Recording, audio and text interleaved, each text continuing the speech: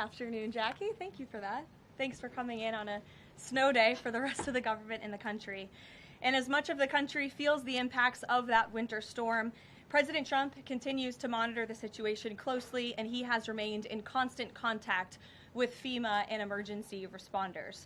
President Trump also quickly approved 12 federal emergency disaster declarations within 24 hours for the states of Arkansas, Georgia, Indiana, Kentucky, Louisiana, Maryland, Mississippi, North Carolina, South Carolina, Tennessee, Virginia, and West Virginia, enabling these states to access critical federal resources to supplement their response efforts if needed.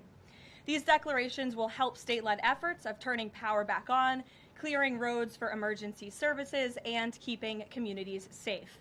The White House will continue to correspond directly with governors and local officials in the coming days, especially in those states that were harshly impacted by this storm. I would also like to address the chaotic scenes in Minnesota over the weekend. Nobody in the White House, including President Trump, wants to see people getting hurt or killed in America's streets. This includes Renee Good, Alex Preddy, the brave men and women of federal law enforcement, and the many Americans who have been victimized at the hands of illegal alien criminals. Saturday's shooting remains under active investigation by Homeland Security Investigations and the FBI. The Customs and Border Protection is also conducting their own internal review. As President Trump said yesterday, the administration is reviewing everything with respect to the shooting, and we will let that investigation play out. But let's be clear about the circumstances which led to that moment on Saturday. This tragedy occurred as a result of a deliberate and hostile resistance by Democrat leaders in Minnesota.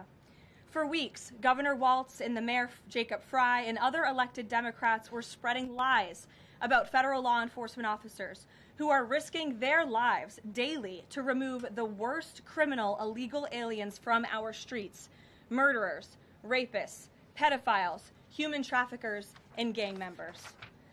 Governor Walz and Mayor Fry have shamefully blocked local and state police from cooperating with ICE, actively inhibiting efforts to arrest violent criminals. They have also used their platforms to encourage left-wing agitators to stalk, record, confront, and obstruct federal officers who are just trying to lawfully perform their duties, which has created dangerous situations threatening both these officers and the general public and Minnesotans alike.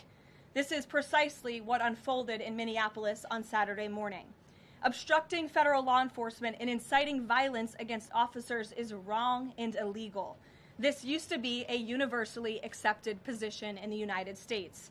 Amid the hysteria, we must remember how we got here to this moment today and what this Democrat opposition is about. Former President Joe Biden and the Democrats opened America's borders for 4 years, inviting tens of millions of illegal aliens from all over the world to flood into our country. Among them, violent criminals who terrorized American communities and have inflicted devastating, permanent pain and harm on law-abiding Americans and their families. Yet we never saw outrage from Democrats or their allies in the liberal media over these horrifying crimes against U.S. citizens. The pain of American angel families was ignored and dismissed because it undermined the Democrat narrative. Innocent Americans like Jocelyn Nungray, Laken Riley, and Rachel Morin are just a few of the many victims savagely murdered by illegal alien criminals. Earlier this month, an illegal alien from Mexico with a long criminal history who came into our country under Joe Biden's administration threw a baseball-sized stone at a school bus carrying children in New Jersey and fractured the skull of an 8-year-old innocent child. President Trump promised accountability to these American families by securing the border, deporting every illegal alien who has committed crimes, especially and most importantly, violent crimes. Nearly 80 million Americans voted for him to deliver on that very promise, and he is. As the duly elected president, the president is fulfilling the will of the people by arresting and removing these threats from our country in cities from Los Angeles to New York and, yes, Minneapolis. Yet Democrat leaders in Minnesota with sanctuary city policies have actively defied federal immigration law and the will of the people. And as a result of that defiance, 2 Minnesotans have now tragically lost their lives on the streets of Tim Walz's state. It is President Trump's hope and wish and demand for the resistance and chaos to end today. That's why President Trump spoke with Governor Walz directly this morning, and he has outlined a clear and simple path to restoring law and order in Minnesota. Number 1, Governor Walz, Mayor Frey, and all Democrat leaders should turn over all criminal illegal aliens currently incarcerated in their prisons and jails to federal authorities, along with any illegal aliens with active warrants or known criminal histories for immediate deportation. Number 2, state and local law enforcement must agree to turn over all illegal aliens who are arrested by local police. And then thirdly, local police must assist federal law enforcement in apprehending and detaining illegal aliens who are wanted for crimes, especially violent crimes. If Governor Walz and Mayor Frey implement these common sense cooperative measures that I will add have already been implemented in nearly every single other state across the country, Customs and Border Patrol will not be needed to support ICE on the ground in Minnesota. ICE and local law enforcement can peacefully work together, as they are effectively doing in so many other states and jurisdictions. Additionally, President Trump is calling on the United States Congress to immediately pass legislation ending sanctuary cities once and for all. American cities should be safe sanctuaries for law-abiding citizens only, not for dangerous illegal alien criminals who broke our nation's laws and do not belong here. We hope Governor Walz will do the right thing and continue to work with President Trump to keep the American people safe following their call this morning. Americans overwhelmingly want exactly what President Trump is delivering: strong borders and strict immigration enforcement against the worst illegal aliens, of which there are still hundreds of thousands to deport from the interior of our country. The most peaceful way to carry out this vital public safety mission is for Republicans and Democrats to do it together, and for state and local law enforcement to work together with federal law enforcement. We want to let cops be cops. You wouldn't know this continues to be a very popular policy position from the biased media coverage over the course of the last few days, but polling shows huge support for this exact thing President Trump is calling for. More than 80% of Americans favor deporting illegal aliens convicted of violent crimes. A country unable to deport criminals who enter it illegally is no country at all. The open borders agenda of Kamala Harris, Tim Walz, and the Democrats was already on the ballot on November 5th, 2024, and it was resoundingly rejected. President Trump will never back down from his promise to deport violent criminal illegal aliens and make America safe again, and he welcomes all cooperation in that effort. With that, I will answer your questions. And Jordan Conradson, why don't you kick us off today? Thank you for being here. Thank you, Caroline. Jordan Conradson from Gateway Pundit. I have a few questions. First, with respect to the shooting in Minneapolis, we're seeing massive outrage from mainstream media and the left, but I'm just wondering, where was that outrage when Ashley Babbitt, an Air Force veteran, was executed by Capitol Police Officer Michael Byrd, who she posed no threat to in the U.S. Capitol? Well, you raised a very important point, which I also believed I just raised as well in those opening remarks, in that there has no doubt been selective outrage by the liberal biased media in picking and choosing victims and highlighting their stories. And as I've said, President Trump does not want any Americans to lose their lives in the streets of America and in American communities across the country. He believes what happened on Saturday is a tragedy, but every life is equal to President Trump, and that's why the lives of Laken Riley and Jocelyn Nungray continue to matter to him and be an utmost priority to him to this very day. And it's unfortunate that we did not see the same type of sensationalist media coverage over the tragic deaths of those innocent American women and girls across the country as we are in the wake of this tragedy that took place on Saturday. Gabe. Sure, go ahead, Jordan. I want to get your response to this. The Arizona Attorney General, just days before this shooting in Minneapolis, she seemingly encouraged rioters to go out and shoot and kill ICE agents. And I'll quote her here. She said, "If you reasonably believe your life is in danger and you're in the house or in your car or on your property, you can defend yourself with lethal force." And she said that you can't tell if ICE agents are law enforcement or imposters, and it becomes an issue of whether you reasonably believed they were law enforcement.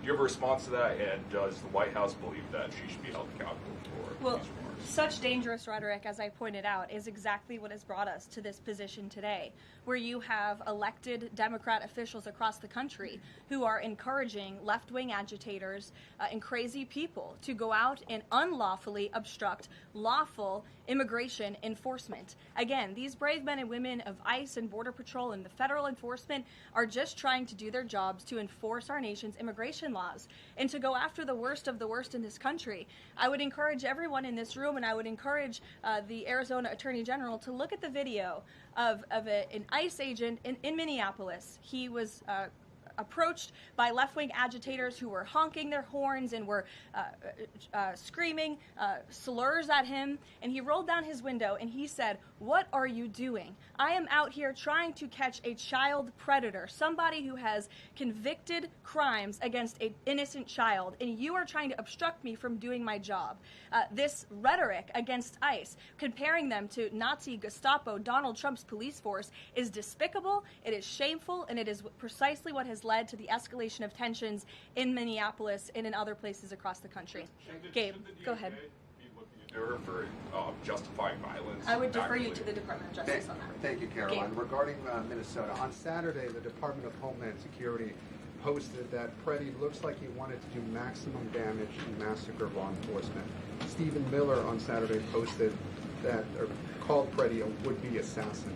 Why did administration officials jump to conclusions before an investigation had even been conducted? Well, look, this has obviously been a very fluid and fast-moving situation throughout the weekend. As for President Trump, whom I speak for, he has said that he wants to let the investigation continue and let the facts lead in this case. With regards to the deployment of Tom Homan to Minneapolis, should the deployment of Mr. Homan to Minneapolis be seen as a sign that the president is dissatisfied with how the officials on the ground had handled the incident? No, Mr. Homan is doing an exceptional job, and he has been working with Secretary Noem and President Trump over the course of the last year. Secretary Noem still has the utmost confidence and trust of the President of the United States, and she's continuing to oversee the entire Department of Homeland Security and all of the immigration enforcement that's taking place across the whole entire country. Of course, Secretary Noem is also in charge of FEMA, and we are in the wake of a brutal winter storm where hundreds of thousands of Americans have been impacted by that. So Borders Are Homan is in a unique position to drop everything and go to Minnesota to continue having these productive conversations with state and local officials. And I know that he's catching a plane in just a few hours to do just that at the request of the president. Jennifer. On Saturday's shooting, has the president been briefed, and have you been briefed on specific details of the shooting? How many shots were fired? How many guns discharged? And I mean, did the protesters' gun go off, or only the officers' guns? Do you have any of those details? Again, the investigation is continuing, Jennifer, and we will let the facts lead, and we will let the facts play out in this investigation. I do know that HSI and FBI are conducting interviews with those that were involved and the agents who were involved in this unfortunate tragedy on Saturday. Are they keeping the president up to date on all those details? The president is obviously very much on the ball with respect to this investigation. I think he's made that quite clear with the various statements that you've seen him put out, and also the 4 points that the president has outlined as well to Governor Walz, and to encourage him to cooperate with ICE and with the administration. Mary. Thanks, Caroline. To follow on Gabe's question, Secretary Noem said Alex Preddy committed an act of domestic terrorism. Stephen Miller labeled Preddy a domestic terrorist. Does the president agree with them? Look, as I've said, I have not heard the president characterize Mr. Preddy in that way. However, I have heard the president say he wants to let the facts in the investigation lead itself. Was he alarmed to hear his top officials referring to him in that way, rushing to that judgment? Danny, go ahead. Thanks, Caroline. On Stephen Miller's comments, will Stephen Miller be apologising to the family of Alex Preddy for calling him, quotes, an assassin who tried to murder federal agents, despite the fact that, as you say, this is still under investigation? Look, again, this incident remains under investigation, and nobody here at the White House, including the President of the United States, wants to see Americans hurt or killed and losing their lives in American streets. And we mourn for the parents. As a mother myself, of course, I cannot imagine the loss of life, especially losing one's child. And that same empathy from the President goes for the parents of angel families, and parents of victims of illegal alien crime across our country as well. And that's exactly why the president continues to be wholeheartedly committed to deporting the worst of the worst criminals from our country. Why don't we go to the back? Kelly. Does the president believe that the killing, though, was a mistake? Has he expressed that at all? Again, the president has said, we have to review it, and this investigation needs to continue, and he's letting the facts on the investigation lead itself. Does he want the body camera footage to be released to the public? Now, that's not something I've heard the president commit to, so I won't do that from the podium. Sure. Caroline, how serious is the administration taking allegations that local and state officials in Minnesota are actively coordinating with demonstrators through encrypted or non-encrypted communications, as well as providing government resources to impede immigration enforcement operations? I'm sorry, Carrie, could you repeat your question? How serious is the administration taking allegations that local and state Minnesota officials are communicating with demonstrators to basically impede immigration officials? Well, we've definitely seen active organization amongst these left-wing groups, Carrie, and it is something that I know the FBI and the Department of Justice are looking into. Again, it is illegal to unlawfully obstruct lawful immigration enforcement in this country, and these agitators are making it nearly impossible for ICE to do their jobs and for federal law enforcement to carry out the will of the American people to deport the worst of the worst. I would just encourage everyone to please imagine in this room, all of you come to the White House every day to report on the President of the United States and the administration. You come into this briefing room, you walk through the gates of the White House. Just imagine if there were left-wing agitators or agitators of any kind who were in your face, who were doxing you, who were harassing you, who were physically threatening you, who were biting off your fingers in the case of two Border Patrol agents we saw this past weekend in Minneapolis. That would make it very difficult for you to show up and do your job here at the White House every single day. That's what these officers in Minneapolis are facing. That's why the president is calling on Governor Walz and Mayor Frey for these three very simple and common sense points of cooperation so that ICE and local law enforcement can work together. Again, we are just asking for police to be police. And if you ask any law enforcement agent or official, they want to be able to work with their federal counterparts at the state and local level and vice versa. Caroline. John. Thanks a lot, Caroline. Two questions. One is looking forward. The role of Mr. Homan. Is he being sent by the president to diffuse the situation that exists right now on the ground? Is he the point person essentially for the White House in terms of trying to tamp down the tensions that exist right now in Minnesota? Well, Mr. Homan is the point person for cooperating with state and local authorities and corresponding with them, again, to achieve this level of cooperation to subdue the chaos on the streets of Minneapolis. And I would just point out that Mr. Homan is someone who has been lauded for many, many decades for his experience working in law enforcement. In fact, this is a Washington Post headline from 9 years ago, 2016. Meet the man the White House has honored for deporting illegal immigrants. And I would remind everyone in this room that it was former President Barack Hussein Obama who awarded a medal to Mr. Homan. So he's obviously very qualified. He has the full trust and faith of the president. He will continue to have these meetings in the hopes that ICE and local law enforcement can cooperate and work together to have successful immigration enforcement, as we've seen in almost every other state across the country. Secondly, Caroline, can you talk a little bit about tomorrow's trip by the president to Iowa, what the purpose of that trip is, and what the goals of that trip are? Sure, yes. Tomorrow, President Trump will be traveling to Des Moines, Iowa. He will be making a local visit at a local business, and then he will be giving a speech on affordability and on the economy. And I know he very much looks forward to being there, to meeting with the great people of Iowa, but also lawmakers as well. Jake. Caroline, a couple quick questions. First, does the president remain fully confident in Kristi Noem's ability to lead the DHS? Yes. And then just secondly, just on that Wall Street Journal reporting that we saw yesterday, the president said at some point that the immigration enforcement officers would leave Minneapolis. Did the Saturday killing of Alex Preddy expedite that withdrawal at all? To your first question, the answer is yes. He still has confidence and trust in Secretary Noem. To the second question, I would point you back to what I said earlier. If Governor Walz and Mayor Frey implement these common sense cooperative measures, CBP will no longer be needed to support ICE on the ground in Minnesota. ICE and local law enforcement will peacefully work together, as they are effectively doing in so many other states and jurisdictions, to remove violent criminals from American neighborhoods across the country. Did Walz ask the president to remove the immigration enforcement officers? He asked the president to scale down, and the president reiterated what the president put out in his statement yesterday and what I'm sharing with all of you as well. I would just add on this level of cooperation a few statistics that I think are very important. 7 of the top 10 safest cities in the United States cooperate with ICE. And we've seen historic turnaround in safety in cities that have chosen to cooperate with ICE, that are not just led by Republicans, but also look right here in Washington, D.C.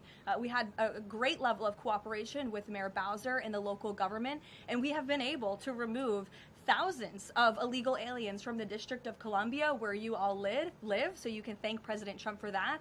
The murder rate in Washington, D.C. has plummeted as a result. There were no riots, there were no protests, nobody was tragically killed as a result of that level of cooperation between federal and local authorities. And again, that's all the president is asking for in Minnesota.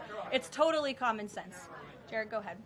Thank you. Karoline, in this process, you continue to describe the situation in Minneapolis as chaos. Was there any mistake made by Secretary Noem that led the president to send Mr. Holman there? I'm sorry, I don't understand your question. Did Secretary Noem make a mistake which led to... If she made any mistake that could lead the president to send Mr. Holman to Minneapolis? No, as I already mentioned, Mr. Holman has been working alongside Secretary Noem and for the president over the course of the last year. And again, he's uniquely positioned to hop on a flight to Minnesota today to continue this correspondence with state and local authorities, and that's what he's going to be doing. Fran. Karoline, is it the White House's position that Americans have the right to show up to these ICE operations and film, document, or protest the law enforcement actions? All Americans have a First Amendment constitutional right, of course. But Americans do not have a constitutional right to impede and obstruct lawful immigration enforcement operations. That is actually a crime, and it's something that we've seen taking place in the streets of Minneapolis, which again is leading to these dangerous circumstances that these federal law enforcement officers have been forced to work within. Back to the call with Governor Walz this morning, the president described it as respectful. He said we seem to be on a similar wavelength, but you had strong criticism for the governor and the Minneapolis mayor, Jacob Frey, just now. So could you explain the difference in tone between what the president had said in his True Social post and I think some of the criticisms that you just levied from the podium?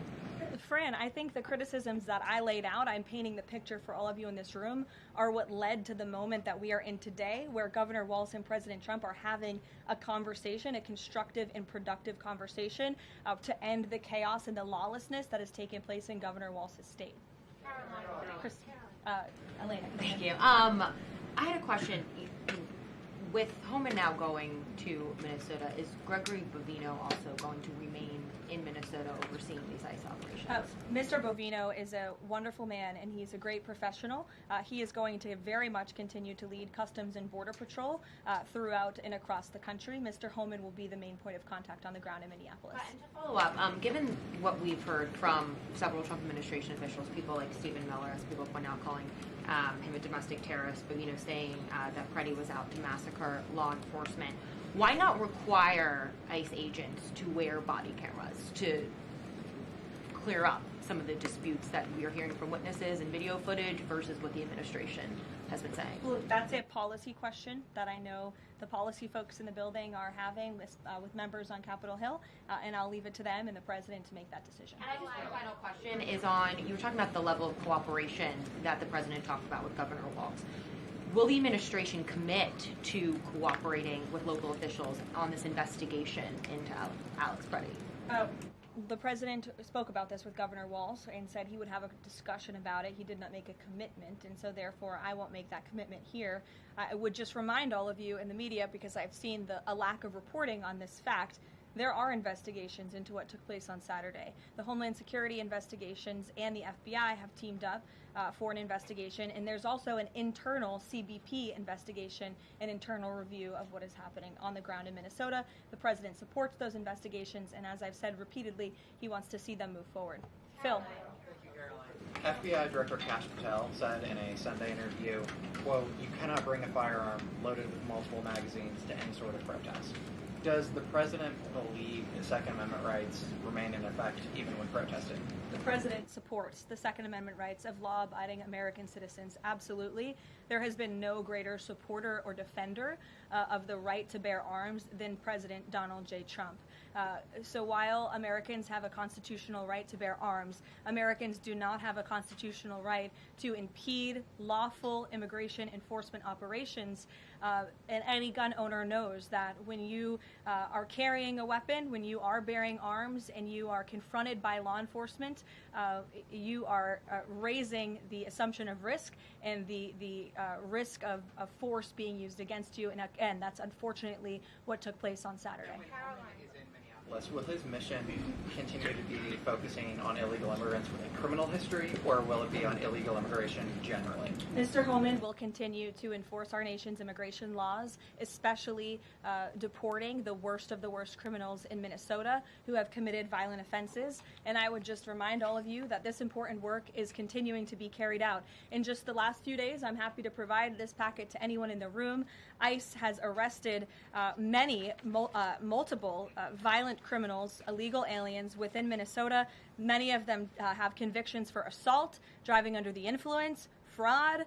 This individual here I'm looking at was an aggravated felon with multiple convictions for larceny, fraud, and forgery of checks, vehicle theft, drug possession, domestic assault, inflicting bodily harm on another, criminal convictions of larceny, identity theft, again, charged with driving under the influence. These are extremely dangerous people who Governor Walz and Mayor Frey have allowed to roam on their streets, and all the president is asking for is cooperation to arrest individuals like this and deport them from the United States of America. I'll take a couple more. Go ahead. Okay. So this weekend the president posted that this is a cover-up of the fraud in the state of Minnesota. He also posted Minnesota is a cover-up. These both happened after the shooting. So given that these came after the shooting, what is the this here? What is the cover-up he's alleging? Yes, it's a good question. I've spoken with the president about this at length. What the president is referring to is the fact that you have Governor Walz and, again, the mayor, who have been encouraging these left-wing agitators to come out and to harass and to dox and to threaten ICE and to make this conversation about and smear lies about federal law enforcement who, again, are just trying to do their jobs in an attempt to distract from the widespread, massive fraud that has taken place in their state.